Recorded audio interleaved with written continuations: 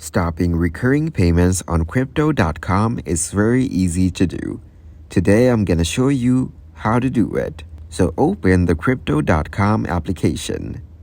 Then launch the crypto.com mobile application on your smartphone.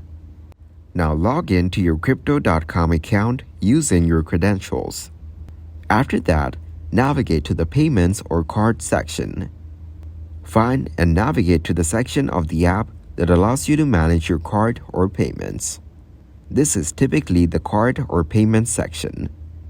Now locate Recurring Payments. Look for an option or section that displays your recurring payments or subscriptions. And manage recurring payments. Find the specific recurring payment you want to stop and select it. Then cancel or stop the recurring payment and look for an option to cancel or stop the recurring payment. This might be labeled as cancel subscription or a similar term.